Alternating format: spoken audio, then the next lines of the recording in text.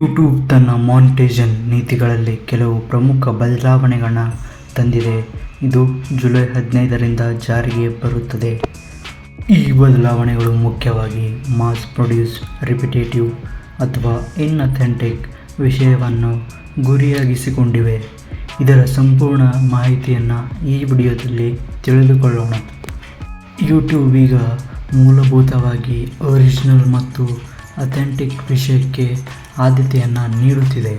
July 15ರಿಂದ ಪುನರಾವರ್ತಿತ, ಕಡಿಮೆ ಪ್ರಯತ್ನದ ಅಥವಾ AI ರಚಿಸಿದ ವಿಷಯ ಮೇಲೆ ಕಠಿಣ ಕ್ರಮ ಕೈಗೊಳ್ಳುತ್ತದೆ.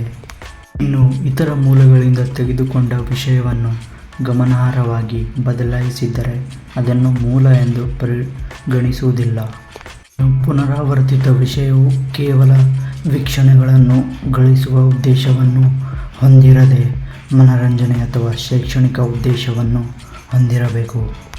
AI ರಚಿಸಿದ ಸ್ಲೈಡ್ ಶೋಗಳು, ಮರುಬಳಕೆಯ ಕ್ಲಿಪ್ಗಳು ಮತ್ತು ಕಡಿಮೆ ಸಂಪಾದನೆಯೊಂದಿಗೆ ಇತರ ಚಾನೆಲ್ಗಳಿಂದ ಮರುಸಂಪಾದಿಸಿದ ಅಥವಾ ಮರು-ಉದ್ದೇಶಿತ ವಿಡಿಯೋಗಳು ಈ ಹೊಸ ನೀತಿಯ ಅಡಿಯಲ್ಲಿ ಬರುತ್ತವೆ.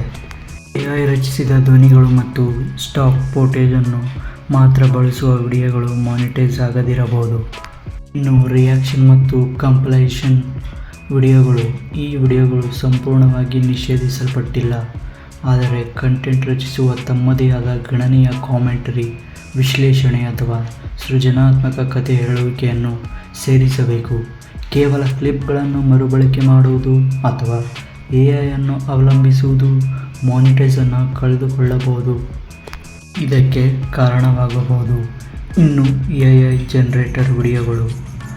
AI ರಚಿಸಿದ ವಿಡಿಯೋಗಳನ್ನು ಸಂಪೂರ್ಣವಾಗಿ ನಿಷೇಧಿಸುವುದಿಲ್ಲ, ಆದರೆ AI ಅನ್ನು ಬಳಸಿ ಕಡಿಮೆ ಪ್ರಯತ್ನದಲ್ಲಿ ಪುನರಾವರ್ತಿತ ಅಥವಾ ನಕಲಿ ವಿಷಯವನ್ನು ಸೃಷ್ಟಿಸುವ ಚಾನೆಲ್ಗಳು ಮಾನಿಟೈಸೇಷನ್ ಕಳೆದುಕೊಳ್ಳುವ ಅಪಾಯವಿದೆ.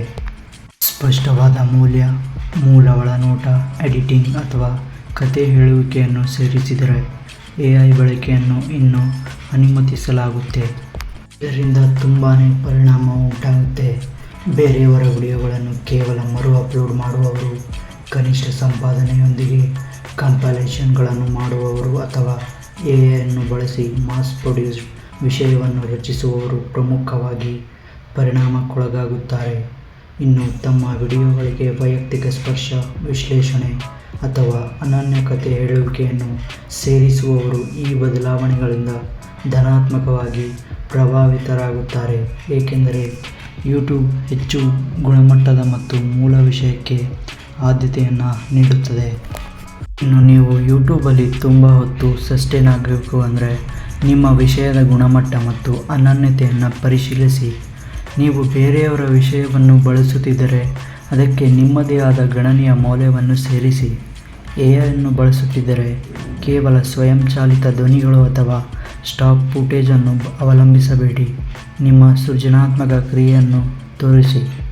ಈ ರೀತಿ ಬದಲಾವಣೆಗಳು ಯೂಟ್ಯೂಬ್ ಪ್ಲಾಟ್ಫಾರ್ಮ್ಗಳಲ್ಲಿನ ವಿಷಯದ ಗುಣಮಟ್ಟವನ್ನು ಸುಧಾರಿಸುವ ಗುರಿಯನ್ನು ಹೊಂದಿವೆ ಮತ್ತು ನೈಜ ಸೃಜನಶೀಲ ರಚಿಸುವವರಿಗೆ ನ್ಯಾಯಯುತ ಅವಕಾಶವನ್ನು ಒದಗಿಸಲು ಪ್ರಯತ್ನಿಸುತ್ತಿವೆ. ಇದಾಗಿತ್ತು ಯೂಟ್ಯೂಬ್ನ ನ್ಯೂ ಮಾನಿಟೈಸೇಷನ್ ಪಾಲಿಸಿಯ ಬಗ್ಗೆ ಸಂಪೂರ್ಣ ವಿವರ. ಸೊ ನೀವು ಯೂಟ್ಯೂಬ್ ಚಾನಲನ್ನು ಕ್ರಿಯೇಟ್ ಮಾಡಿ ಕೆಲಸ ಮಾಡಬೇಕೆಂದು